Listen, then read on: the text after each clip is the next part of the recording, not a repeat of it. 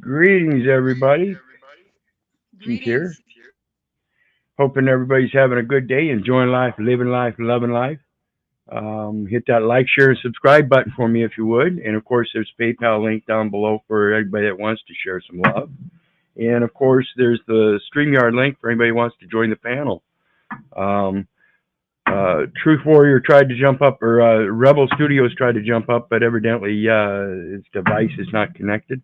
So hopefully he'll be joining us. And we've got Iman with us tonight. How you doing, sister?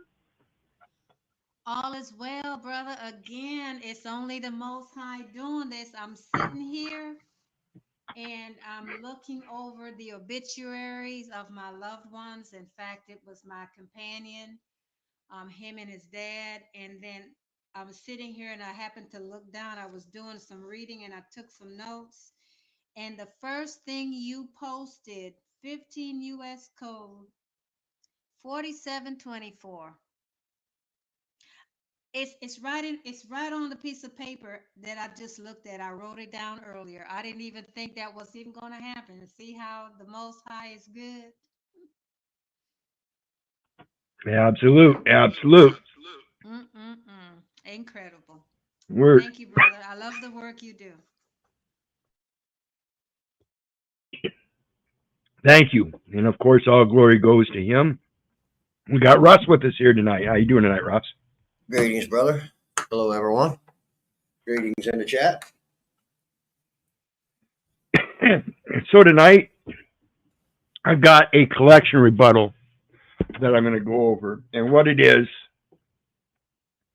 we got a nice collection letter from Midland Credit Management. Excuse me. And Midland Credit Management is a secondary creditor who bought a debt from an original creditor known as Credit One Bank. However, they both seem to have it wrong when it comes to the extension of that credit because they both fail to realize that my companion Joyce is the true creditor in the beginning, the original principal creditor that started all this line of credit that they all want to partake in, but then charge my companion for the very credit that she is.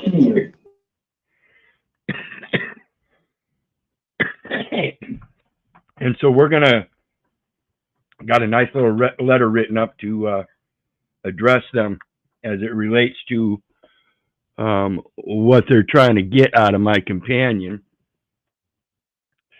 And so we're gonna take a look first at a couple definitions and stuff before we get into it. And it's about of course, you know, it's all about that person and how that person operates in these venues. So what I've got up here is 15 U.S. Code 4724, and it says trade shows. Okay. It says authority of Secretary of Commerce. Remember, that's the one that makes the resident determination, right? Secretary of Commerce, Secretary of Treasury. That's the board. And they make the resident determination. So here we have the authority of Secretary of Commerce says in order to facilitate exporting by United States businesses, the Secretary of Commerce shall provide assistance for trade shows in the United States, which bring together representatives of United States businesses seeking to export goods or services produced in the United States and representatives of foreign companies or governments seeking to buy such goods or services from these United States businesses. Let's read that again, real nice and easy. In order to facilitate exporting by United States businesses, the Secretary of Commerce shall provide assistance for trade shows in the United States, which bring together representatives of United States businesses, seeking to export, understand this part right here, seeking to export goods and services produced in the United States and representatives of foreign companies or foreign governments, So they want to bring together representatives seeking to export goods and services produced in the United States.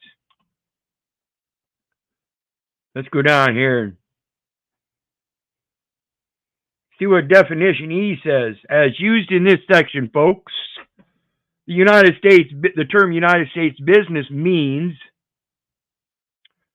a United States citizen. So I'm going to ask you again, folks. Are you a United States citizen if a United States citizen means a United States business? Because if a United States business means a United States citizen, then a United States citizen means a United States business. I'm going to ask you again, you poor little fucker sitting on a fucking dirt side curb that has no job, no home, or nothing. I want to ask you again why you have that ID in your wallet.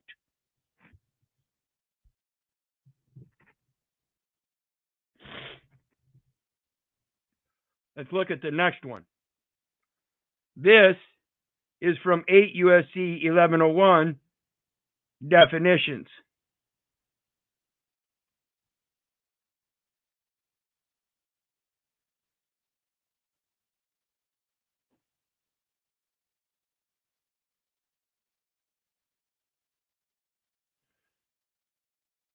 The term national means a person owing permanent allegiance to a state.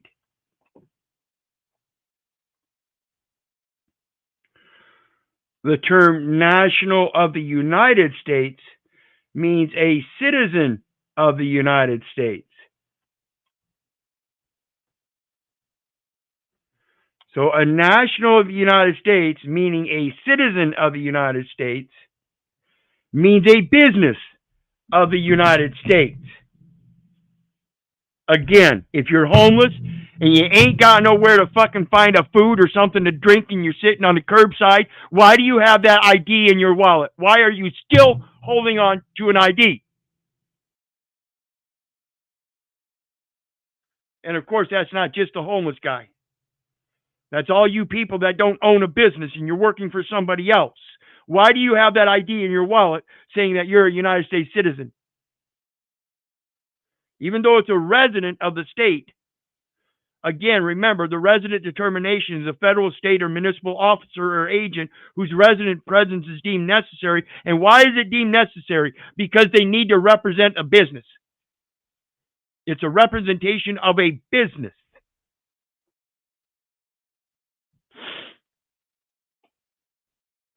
The term naturalization means the conferring of nationality of a state upon a person after birth by any means whatsoever.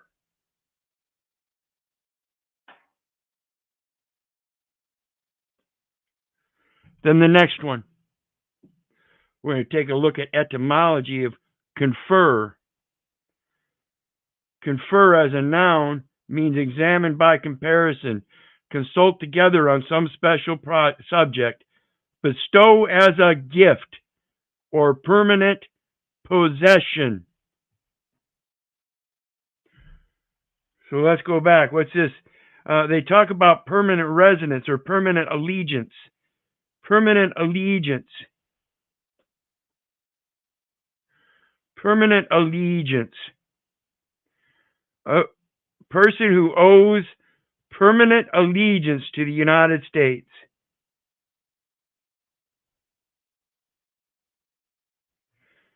Is that a permanent possession? Does that mean you are permanently in possession of a business?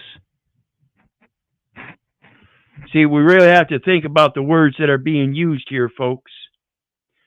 And that's why I say if mom's the one that gave the business name, the legal name, in a different form, and they translated it into the business form, and then don't give you rights to access and use, that doesn't sound like too much of a fucking quid quo pro, equal consideration, equal benefit of conferring, bestowing a gift.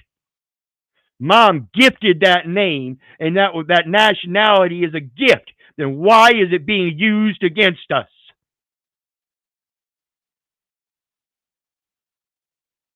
Anybody? All right. Well, because we're ignorant of it. Exactly. We don't understand commissioned how it? it's working. Say what? Say that again.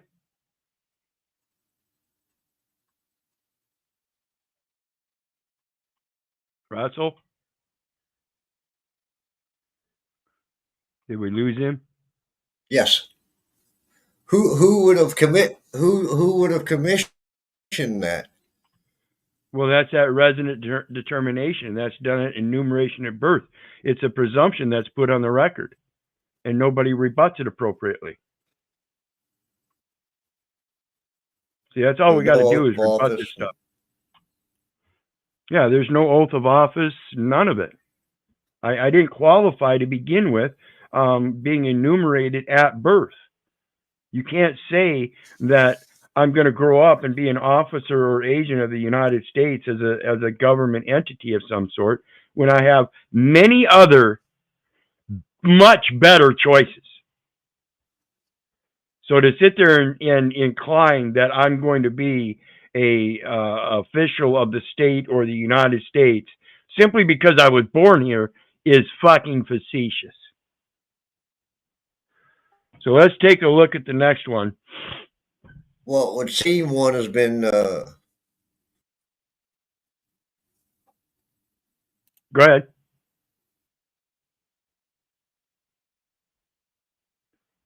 You just I think I'm muted. lagging big time. I'm gonna go out and try to come back in. All right. And I'm sorry, folks, I can't get this any bigger than this, but I'm going to show you what's on this thing as we go through it. Up here in the top right-hand corner, let me get to it. Up here in the top right-hand corner, it says MCM, and then it's got 1/31/24 for the date. And it says Midland Credit Management, 350 Camino del Arena, Suite 100, San Diego, California. Okay? That's who it came from. But the envelope only has P.O. Box 340, Waite Park, Minnesota. This is the envelope that it came in. Okay, let me pull up here.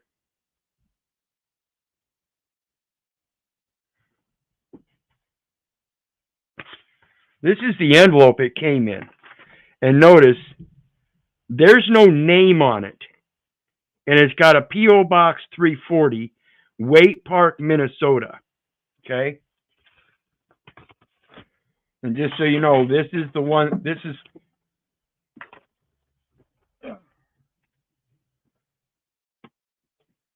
is what came inside of it. It's the same thing I just showed you. You can see there.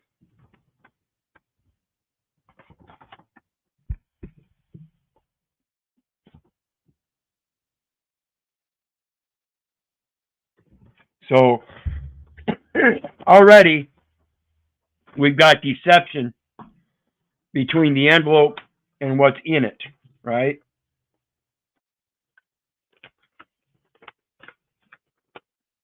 We'll put that back in there, put that over. I keep all that for evidence. And then I print off 2 copies right away. And I keep the original as my evidence. And then I've got one that I can redact. And then one I keep in my files as one to copy from. And so what we've got here, let's just do it this way. Now you see there's original creditor is Credit One Bank. Then it's got current owner, and it says Midland Credit Management, Inc. Then it's got an original account number, and then an MCM account number. Okay? Now, the current balance they're saying is this $430. But Midland Credit Management didn't buy that, but maybe for $40, if even that, from Credit One, who has already charged it off. It has already been charged off by Credit One, meaning that they were made whole in the record through accrediting through the tax department for a tax write-off, and Joyce, in that same motion, that same thing that they did, is forgiven the debt. Then they turn around and sell the debt, and now they want to come after her for that debt. Okay?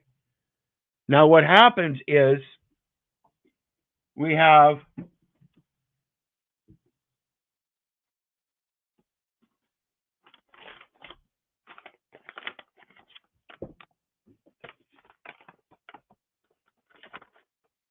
another case where they did the same thing,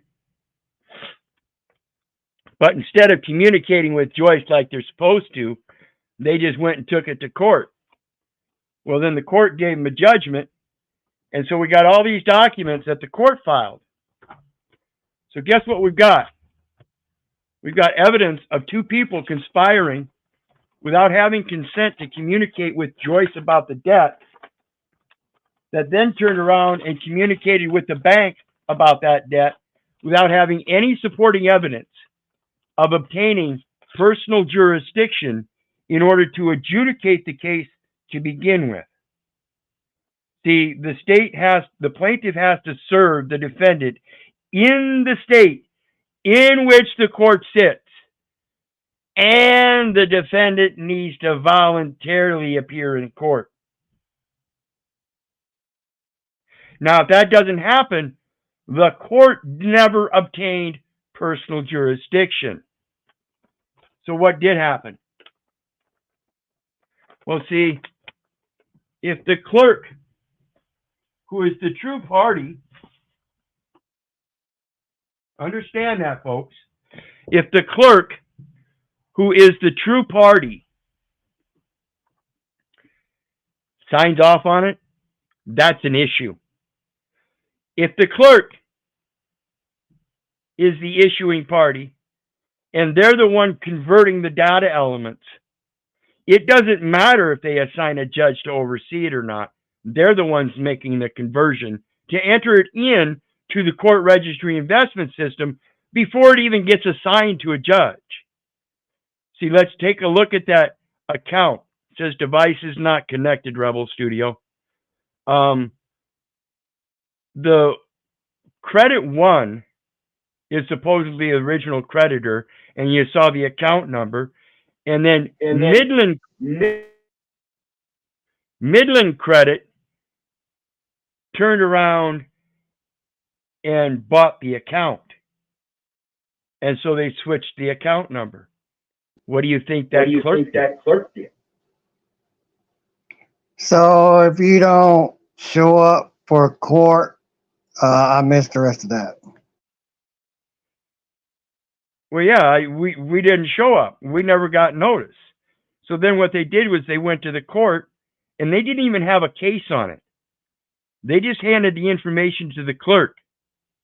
The clerk sent notice, didn't get receivership, said, well, I guess they're not going to answer. I guess we'll go ahead and just let you win the case. That's not the way it works. See, again, if the court does not have personal jurisdiction, then they can't adjudicate the case. So what happened was, just like Midland Credit Management bought the case or bought the account from Credit One. They went and took it to the clerk of courts, and the clerk of courts bought it and entered it into the court registry investment system. And they used my companion's social security number and converted it to an obligor number and said that she was the firm that was investing. That's fraud. None of them have any communication with my companion, and she never consented to have her information put into the court registry investment system by somebody else at all. She's retired. She no longer has any contracts, and if there's any implied contracts out there, they wouldn't be any good for that fact alone. It's already noted in the record that she's retired.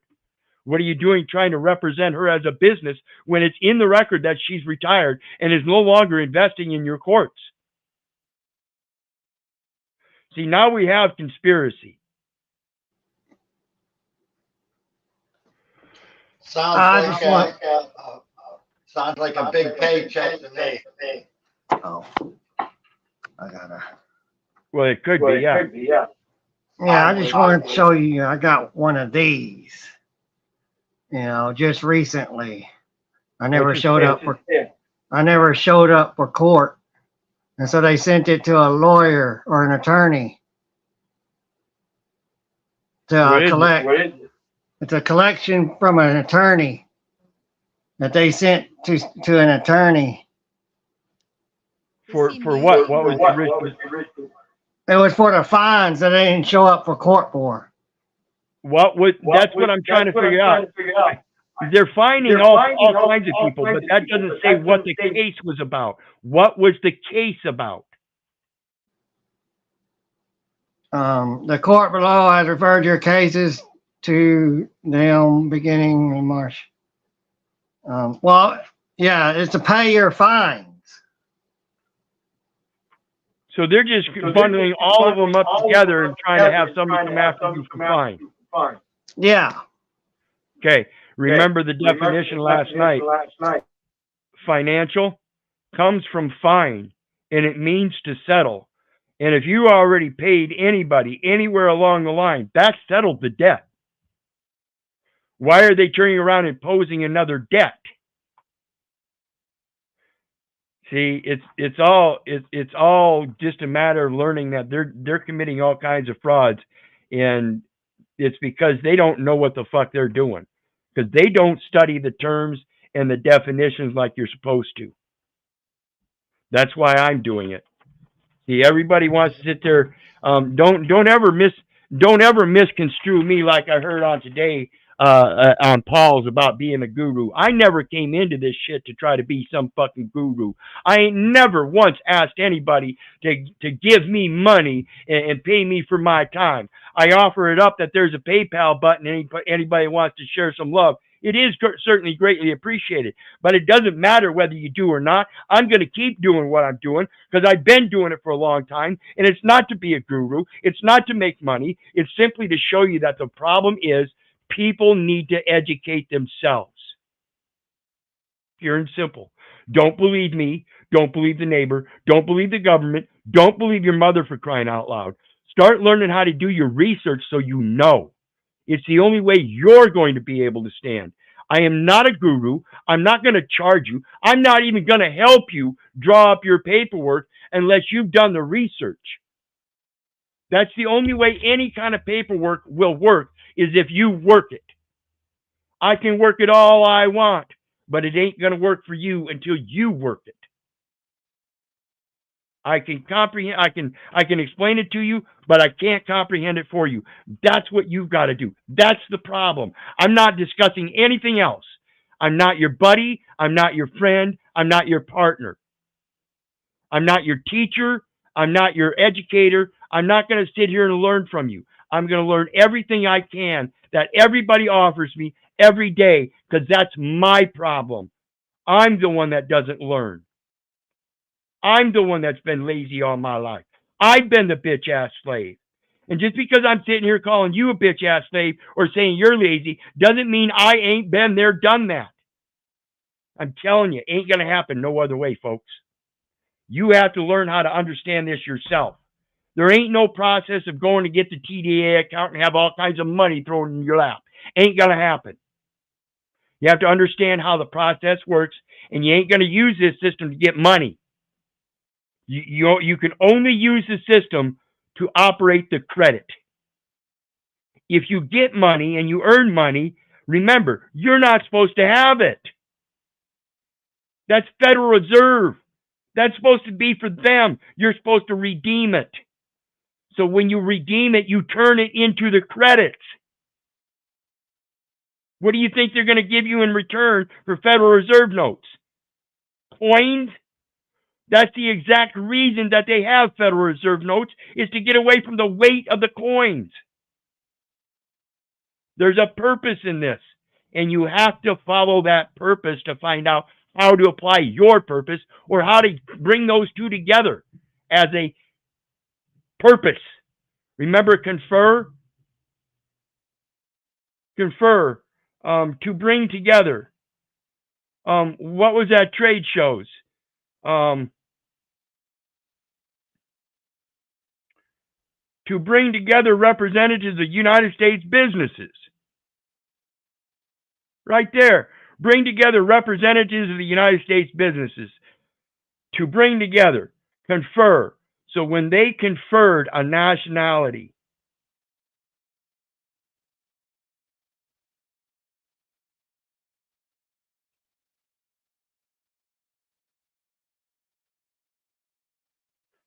the term naturalization means the conferring of a nationality of a state upon a person after birth by any means whatsoever.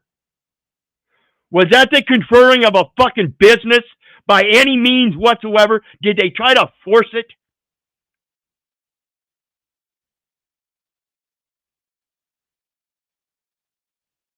Term naturalization means the conferring of nationality of a state upon a person after birth by any means whatsoever.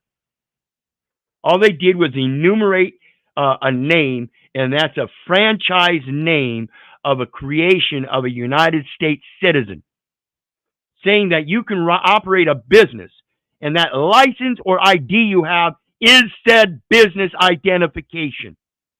And when you present it, it's saying that you are in business.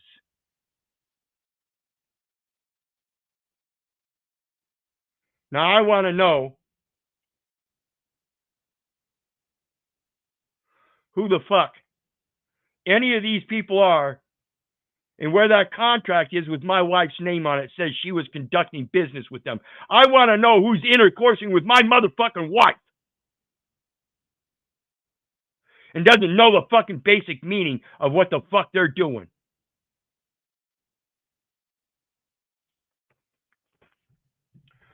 So Yeah, when we look at that's where I think we can hold them accountable. If you, from what I understand, you go down to the clerk's office and ask to see the magistrate 3 times, and you have to have a witness with you. And when they deny you, then you file a claim against them at the clerk of court and anyone else that's screwing with you, proving that you've been denied due process of law. well, I'm going to prove it myself. Understand this paperwork, folks. The words in the paperwork are babble, and you can destroy them just by the documents they send you. Like I said, this address here doesn't match the address on the envelope, and the address on the envelope doesn't tell me where it came or who it came from. Therefore, it's a violation of international law, not just by the people that sent the damn thing, but by the Postal Service that let it go from point A to us, because there's no name on it. They're not supposed to be transferring that stuff. That's a violation of addressing. It's supposed to have the name and address, city, state, or name, street, and city. Got to have all that stuff on there. Has to have the national address format. That was not in the national address format. That's a violation by the post office. I'll have their job if I want to. I will take it to the international venue.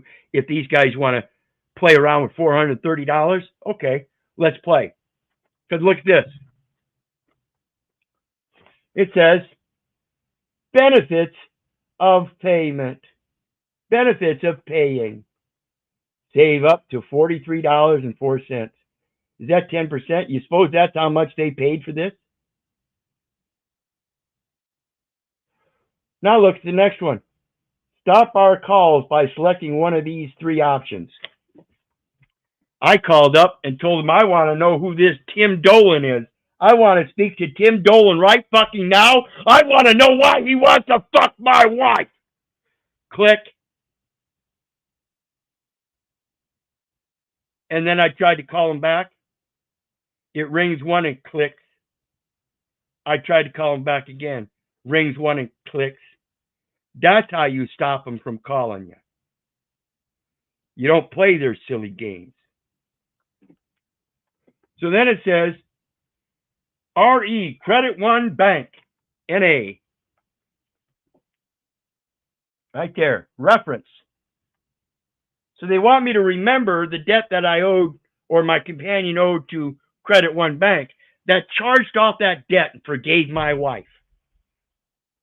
That's literally what happened. They charged it off and forgave my wife. Because if they didn't forgive my wife and they wanted to come after my wife, they'd have come after my wife. Instead, they charged it off, which means they forgave my wife, sold it to somebody else, and now some other cocksucker's coming after my wife.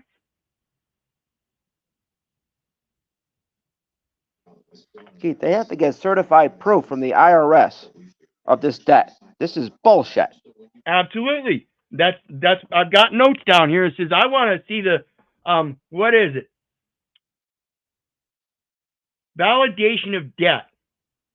That validation of debt has to come from the IRS, and it has to come with a certified receipt. You know, the green certified receipt that the postman has you sign at the door. Yeah, has to come with that, showing that they received service. Right. Never happened. Never happened. And that's why I say they didn't adjudicate this in no court case. They don't do that.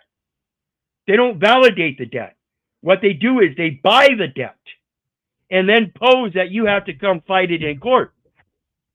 Really? I don't think so.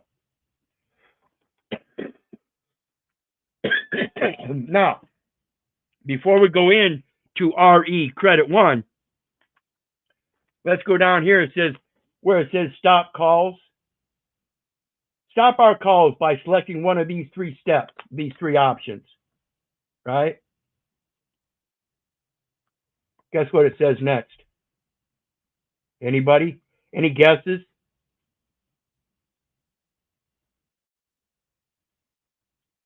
This offer.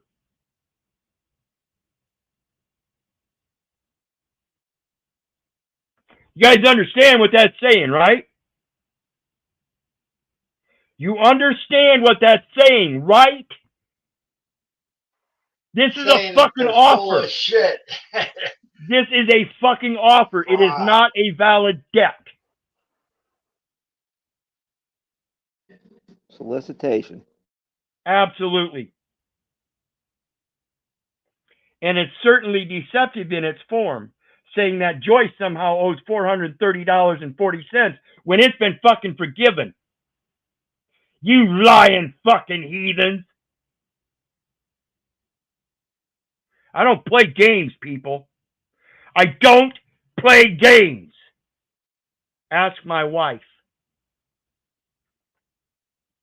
I don't even play them with her. Ask her.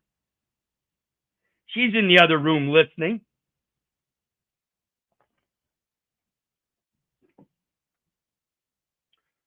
Next one I want to show you.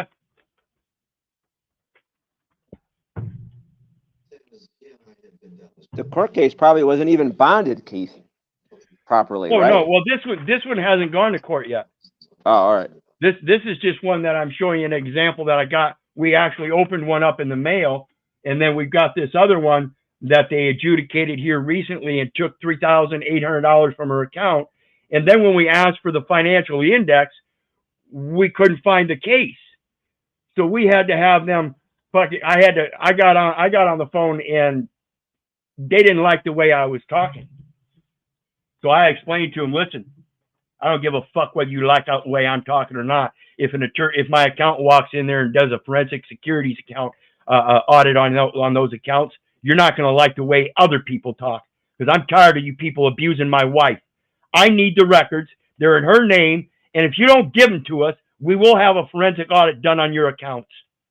Oh, all of a sudden they found them, and now they want her to go down and do an online registration so she can get a copy of them. No, she's retired. She's not going to make any more pledges. You've got her name on it. And remember, this is the premise I used to get my transcripts from my trial case last 7 years ago. It's got her name on it, and you'll fucking give it to her, or we'll do the forensic audit. It's got your name on it, they owe it to you, or you do a forensic audit. Not a charge at all for any of it. We'll just send that to you then. No charge. Damn right you will. Damn right you will. 50 pages. 50 pages of bullshit they sent in on that last case for $3,800. Same shit. Same kind of shit.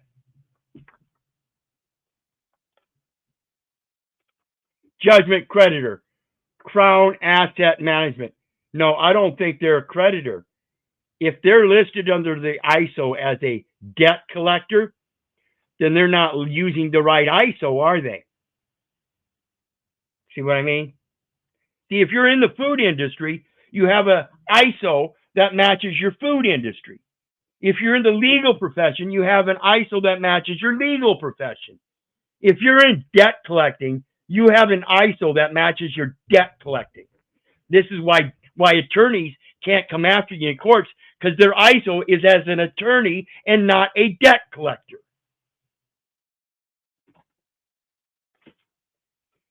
And of course, right there, they use my companion's name in all uppercase.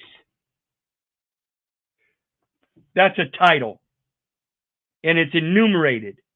That means they accessed a trust, and they used a social security number to do it without validating the debt with the Social Security and IRS. It is a taxpayer identification number. These people are fucking. So on this form that I was sent, if I call them up and ask them if they're acting as a debt collector, then I can get them to shut it down because they're not, they don't have no jurisdiction as a debt collector. Listen. Look at that form. Does it have an OMB number on it? Should be up in the top right-hand corner. If there's no OMB number on it, it's a false and deceptive form. If they're seeking money without an OMB number, that's a certain deceptive form.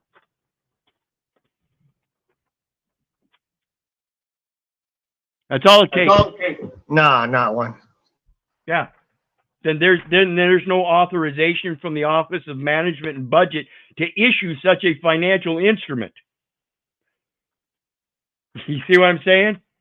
They're issuing false financial instruments and then securitizing them on their side in your name, saying they're valid debts, and they're not. The Office of Management and Budget will agree with you. Yeah, if it's got no OMB number on it, then it's not valid form. Can't use that. So let's look at the next one. Because in this offer, they give you different offers. Option 1, 10% off. Option 2 is 5% off. You can pay $387.36 for 10% off in one payment. Or you can take 6 monthly payments of $68.15 and get 5% off. Or you can take option 3 and make monthly payments as low as $50 a month until it wipes out. If that doesn't work for you, call one of our account managers to help set up a payment plan that does. I want to know the payment plan for you having intercourse with my wife. So I right charge there, Keith. $15,000 just to look at her.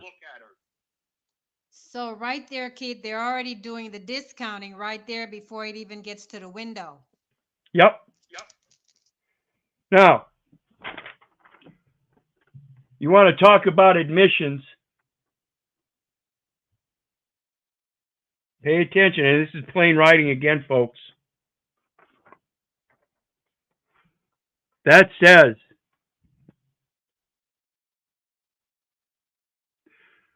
current creditor,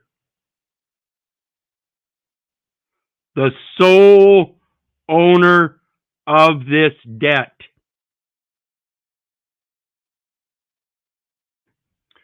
The sole owner of this debt means that there are no other owners. So how does Joyce own that debt? You can't own debt. They're claiming they own that debt. Okay, there you go. You own it. What are you going to do with it? Well, you owe it. No, you better look up the etymology of owe. You want to do that real quick, folks? You want to do that? Let's do that. Let's Oh, do it. etymology.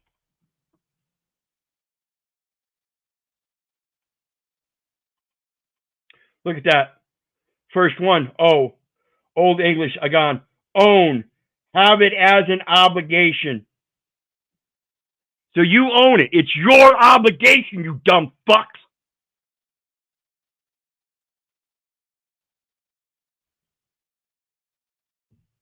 Blow that up for everybody to see.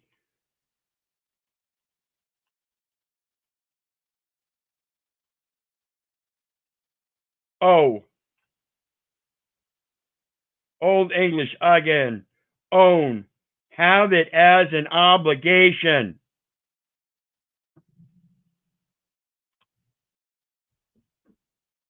I don't know. I don't know how you can make it any clearer. Right?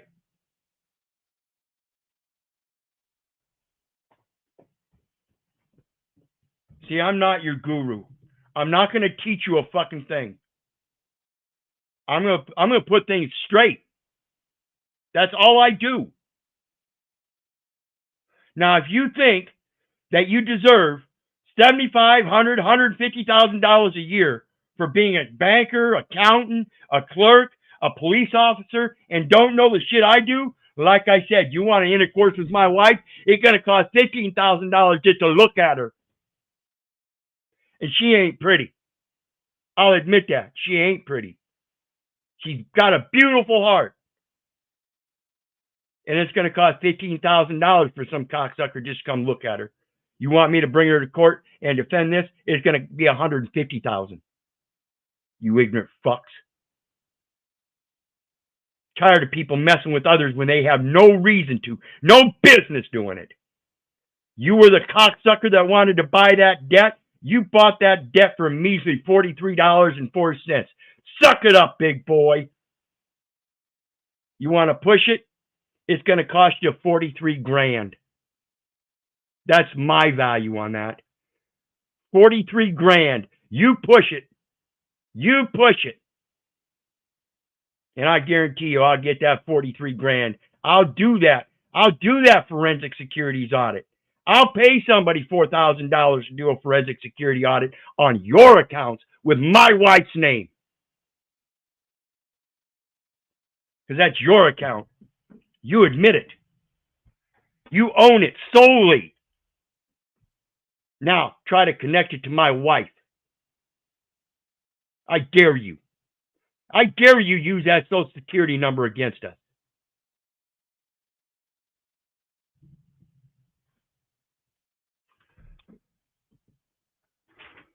You know, they don't want that. Fuck no.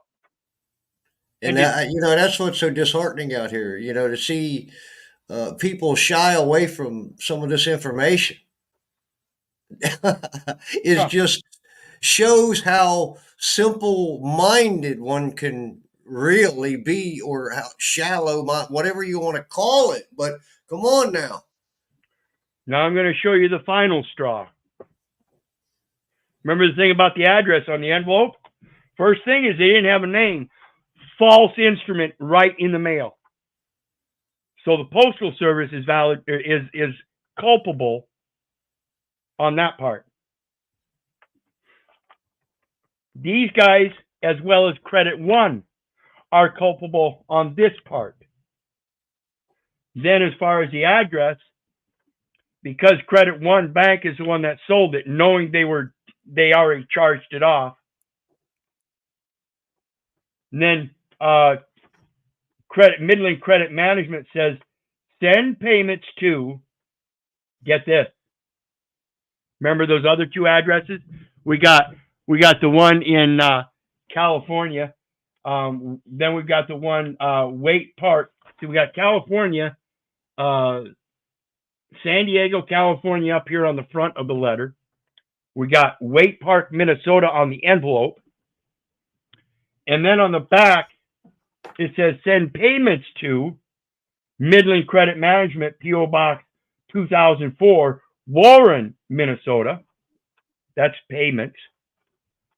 Then it says send disputes or an instrument tendered as full satisfaction of debt to 320 East Beaver Road, Suite 300, Troy, Michigan. And then we have physical payments for Colorado residents. Colorado Manager, Inc., 8690 Wolf Court, Suite 110, Westminster, Colorado. So where the fuck are these people? Huh? Which one am I supposed to... See, I don't want to do with none of those. So guess what we're going to do?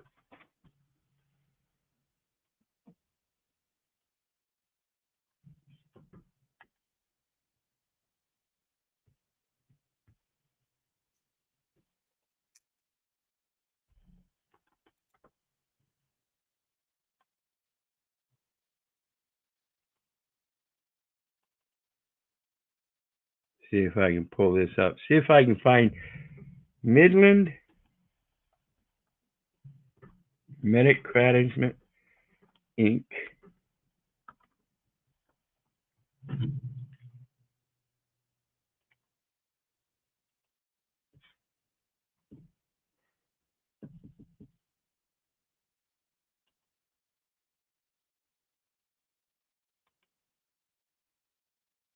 Okay. So what we have here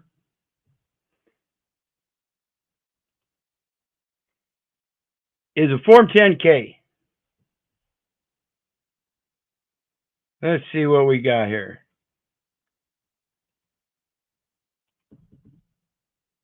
Oops. Cancel. Wrong one.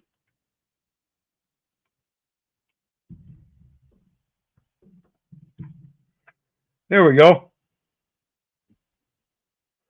On May 19, 2008, an action captioned Brent versus Midland Credit Management, Inc. et al. Was filed in the United States District Court for the Northern District of Ohio, Western Division, in which plaintiff filed a class action counterclaim against two of our subsidiaries, the Midland Defendants. The complaint alleged that Midland Defendants' business practices violated consumer rights under the FDCPA and the Ohio Consumer Sales Practices Act. The plaintiff sought actual and statutory damage for the class of Ohio residents. I'm not a resident. I'm not going to be making such claims. Plus attorney's fees. I'm not going to hire attorneys, so I'm not going to have any attorney's fees. And cost of class notice and class administration. I'm not here to administrate nothing for anybody. I'm not here to notice anybody. I'm here to put forth my word from my companion and tell these fucking thieves to stay the fuck away. On August 12, 2011, the court issued an order granting final approval to the parties' agreed upon settlement of this lawsuit, as well as two other pending lawsuits in the Northern District of Ohio entitled Franklin versus Midland Funding, LLC, and Vassal versus Midland Funding, LLC, on a national class basis, and dismissed the cases against Midland defendants with prejudice. That means they can bring the case again. That order has been appealed by certain objectors to the settlement, which appeals remain pending. I'm not going to play games with these people, okay? I'm not going to play these games of filing a suit against anybody. You guys don't understand the power of a forensic securities audit. I don't know what to tell you. Because the forensic securities audit will correct the records, and they'll turn around and throw you a check. That's what I'm hopefully going to be pushing on in these cases here. Got several of them. Got cases. I asked them for the financial index. And like this one here, that nobody could find it. Nobody could find it. And then all of a sudden, once we threatened them with doing that forensic audit, then all of a sudden they found the case. Well, guess what? In our looking, we found out 2 more cases that they're going to be coming after for another $11,000. And they would let them do it. But now we got this, and we're going to do a forensic audit on this. I'm done playing games. Yep, produce the MoneyNet Daily Transaction Report Log 120, motherfucker. There you go. Let's look that up. Transaction Report, Net Daily Money 120. MoneyNet Daily Transaction Report Log 120.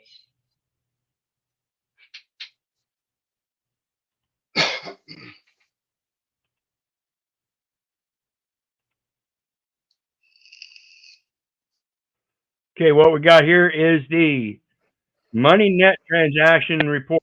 And when you get one of these reports, you know what it's going to tell you on this report? Source of funding. Absolutely. And who is that source of funding, brother? Her. Yep. You, I. Yep. How do we know this? Because the bank is issued the credit application. And if they are the issuer, they are the ones borrowing.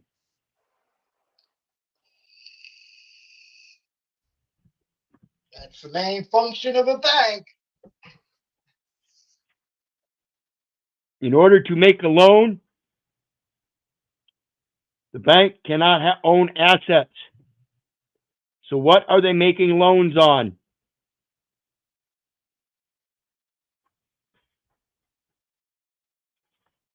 Our credit. Absolutely. Yep. That application is a security instrument. And if you don't sign it appropriately, they will take advantage of it. And now all of a sudden it's a gift. And they didn't borrow a fucking thing. And you, in fact, turned around and asked to borrow from them. And coincidentally, they have just what you wanted to borrow. Your own money. Absolutely. Sickening, isn't it, folks? Well, Definitely made me sick. like I said, folks, this stuff isn't hard to do once you start learning how to do it. Again, don't believe me. Don't believe your neighbor. Don't believe the government. Don't believe your mother, for crying out loud. Do your own research so you know. I am not your guru. I'm not going to sit here and teach you. All I can do is explain it to you and hope that you comprehend, but that's on you. It truly is. When it comes down to writing the private notices and everything, yeah, as long as you're showing that you know what you're doing and you're practicing, I'm going to be right there helping you. But if you're going to sit there and send me an email last year and I send you a form letter and then you don't do any work yourself to show how you can use that form letter to put it to your use. I gave you everything you need, and all you had to do was change the information that was in the form letter to your information, and you couldn't even do that. I'm not going to do anything for you. You're the loser, not me. I've already done steps to help you. All you got to do is contact me, and I'll show you how things are done by other people. Learn how to use those same formats and create things yourself. There is no other way to do it. None. You're not going to get access. You're not going to get access to a TDA account and have them start throwing you money either, like I said earlier. That ain't the way it works. You have to understand how this credit system works so that if the customer agrees to make third-party payment for the consumer, so long as it's understood that the credit is given to the customer's account, then I can go get that $320 from the bank by using my card, going in there with that agreement, paying them $300 cash, and now they have the instruction to give me credit in exchange for that cash because I paid the bill. Now they're supposed to give me credit in return. If you can understand that that's exactly what the electronic system is for, so you no longer not only have to carry heavy coins, but you don't even have to carry paper with you anymore. Understand that. They want you to chip up. You don't need to chip up. You need to learn the contract terms and conditions, because once you chip up, those contract terms and conditions are in that chip. Now you got to do what they told you, and you're the slave. Because if that chip don't work and you don't know how that chip works, you're screwed. If you know how that chip works, you don't get that chip and you use the system that's going to use that chip. That social credit system, oh yeah, that's going to be fun. That's going to be fun. You ain't got enough social credits to go buy yourself some food and water, you're going to die real soon. Does that sound like a system you want? Then you better understand and learn how to control it then. Go ahead, brother. Because this system can't control you. If you think this system is controlling you, that's on you. You're weak.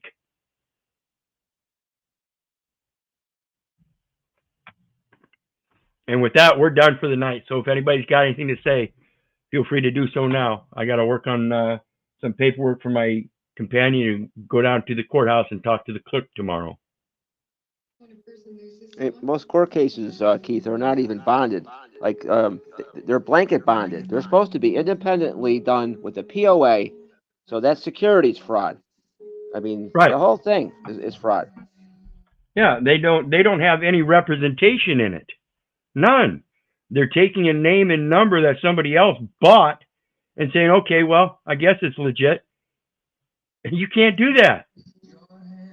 Yeah, it violates Law 13, no indentured servant for usury profit. Yep. Absolutely. Bullshit. All right, brother, I'm going to bounce out and I'll leave on the usual. Be the change you wish to see, people. Popularity without a positive purpose is valueless to future generations of life. Much love, everyone. Yep. Absolutely. Thanks for joining us. Appreciate your support, Russ. And anybody else? Yep, I would just say self-responsibility and accountability, man. We all got to do what we need to do. Absolutely. No one's going to do it for you. Yeah, and that's why I urge everybody to unlearn what you've learned and relearn, starting with concise English.